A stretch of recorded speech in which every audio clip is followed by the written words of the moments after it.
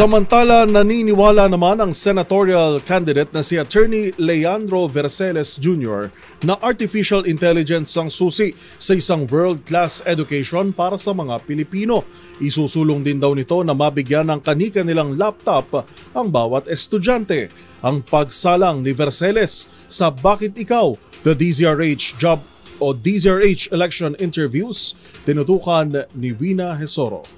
Isa sa mga isusulong ni Attorney Leandro Verceles Jr. sakali mang siya'y mahalal ay ang Artificial Intelligence o AI sa edukasyon. Sa Bakit Ikaw series ng DZRH para sa midterm elections, binigyang diin ng tumatakbong senador na siya ay nagpo-focus para maging world-class ang edukasyon para sa mga Pilipino. Artificial Intelligence, magagamit natin lalo na dito sa education. Kasi nagpo-focus po ako sa hindi lang education, world-class, pinakamahusay sa mundo ng edukasyon. Wow. Para sa Pilipino, para sa estudyante at saka sa out-of-school youth. Yung teacher ay nasa loob ng computer. At yung teacher na yon, 1:1. Aniya sa kanyang programa, target niyang makapagbigay ng 38 million na laptop sa bawat estudyante. Kada isang estudyante magkaroon ng laptop. Okay. At saka yung laptop niyo, hindi lang yung ordinary laptop, talagang heavy duty yan.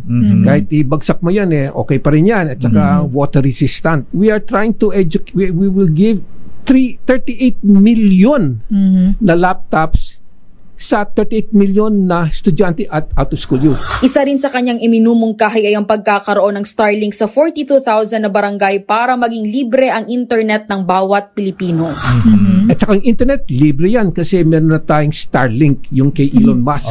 Yung mga satellite, kada isang barangay, 42,046 barangays at saka 20,000 mga terminal sa mga eskwelahan. Pangako ni Verceles na kapag mayroon ng AI sa edukasyon, dadami na ang mga professionals, lalakas ang sweldo o tataas ang sweldo at aangat ang bawat Pilipino. Pagka meron na tayong AI sa edukasyon, dahil dun sa 1:1 education, I can promise you, dadami ang professionals. Lalakas ang sweldo, ang sahod ng mga tao dyan at saka aangat ang Pilipino, pati yung pamilya nila mula sa kahirapan at not only that, uunlad ang Pilipinas ng grabe. Para sa MBC TV Network News, ito si Wina Hesoro nag-uulat para sa DZRH. Una sa Pilipinas, una sa Pilipino.